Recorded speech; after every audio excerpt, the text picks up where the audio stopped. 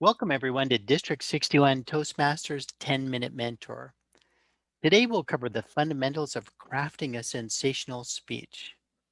Now, one of the curious paradoxes of Toastmasters is most of us join to get past public speaking nerves, but at the center of that is actually learning how to write well and express our ideas in a logical, effective order.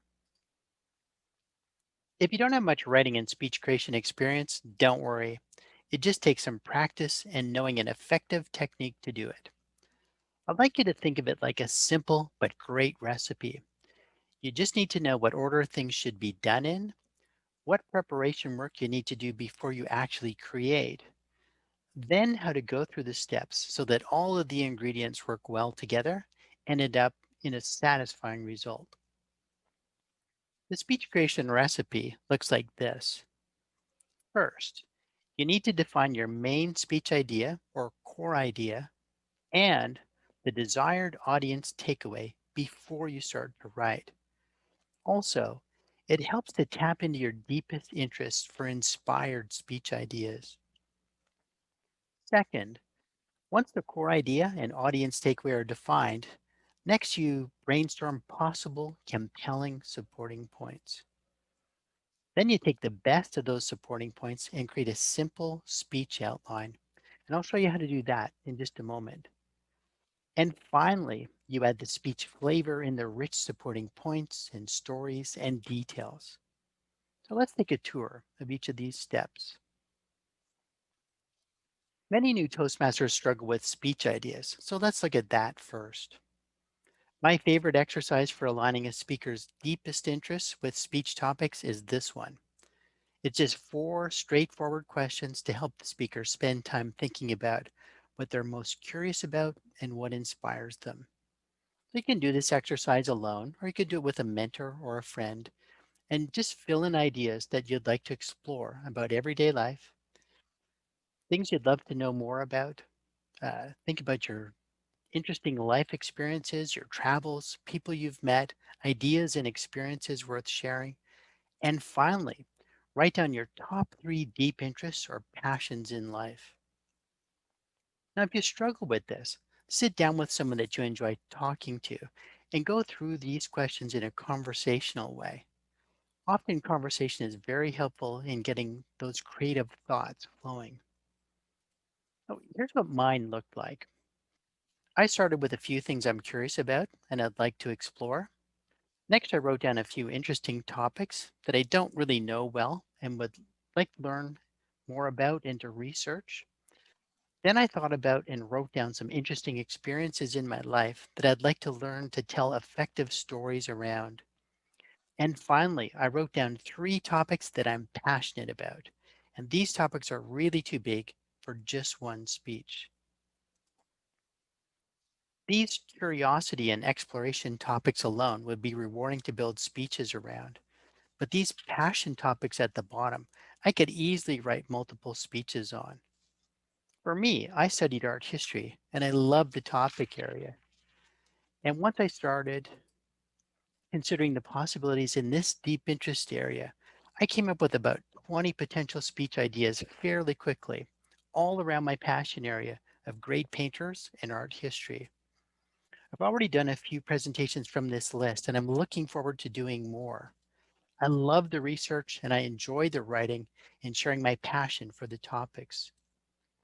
The latest one I did was a 22-minute presentation on the talent progression of Vincent van Gogh, which I'll use as an example for our next step. Once you decide on your speech topic, the next step is brainstorming a simple outline. And this is something you'll become great at with practice. And it's essential for good writing. Doing this will save you a lot of time and it'll help you to create impactful, focused, logical speeches and presentations.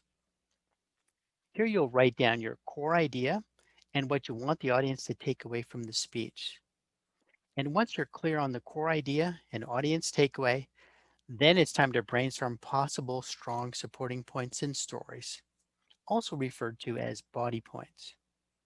Write as many good points as occurs to you. And once that's done, Pick the strongest ones that best support your core idea and work well together. Typically, a 5 to 7 minute speech has three, maybe four key supporting points. So if you come up with 10, you'll just need to edit down to the best ones.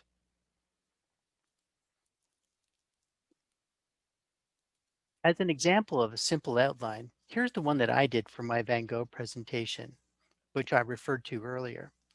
My talk was a 22-minute level 5 pathways project. So I picked 5 priority supporting points from the 9 or 10 that I had brainstormed. I felt these 5 would create a logical progression of ideas and would express the core idea well.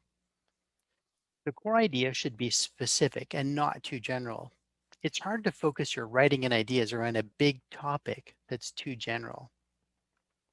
My idea was to talk about Van Gogh's artistic development, which not many people know about. And I wanted my audience to see Van Gogh in terms of a down to earth, logical progression of ability and talent development. So that was my defined audience takeaway. With my core idea and audience takeaway in mind, I put my best supporting points and ideas in what I felt was a logical sequence for my audience to follow. And so there you have it. This is what a simple outline looks like. And I challenge you to practice and get good at these as the foundation for your writing and speech planning. They don't take long and they'll be a great help to you. Now, the next step is to take your simple outline and build it into a speech. So, as many of you know, a speech structure looks like this. A speech has an introduction, supporting body points, and a conclusion. As I mentioned, a typical 5 to 7 minute speech usually has 3, maybe 4 body points, like this example does. Now, if you take your best supporting points from the simple outline that you wrote and plug it into the speech structure, you get something that looks like this. You have your core idea, your audience takeaway, and also your allotted speaking time is helpful to know, and your supporting points. Now, this gives you a pretty solid overview of your speech without having written very much. Next, I add the descriptions, details, and stories of those supporting points. And all of them support the core idea and the audience takeaway. And you should notice too that I'm saving the introduction and conclusion for last. It's much easier and more effective to write the body first, then the introduction and conclusion last, because then you're much clearer on what you're actually introducing and concluding. The introduction creates a powerful hook to the core message. It creates intrigue and sets the stage. It's very often a personal experience story relating to the core idea, which helps the audience connect to the speaker at the same time as they're connecting to the message. The conclusion serves the purpose of summarizing the key insights and core idea, and it connects back to the personal story from the intro and gives a valuable, memorable takeaway. If this isn't clear, one great exercise around this is to watch a video of favorite speakers and look for the traits and techniques that they use for effective introductions and conclusions. And here you see the whole speech coming together, the introduction and conclusion added after the body points are complete.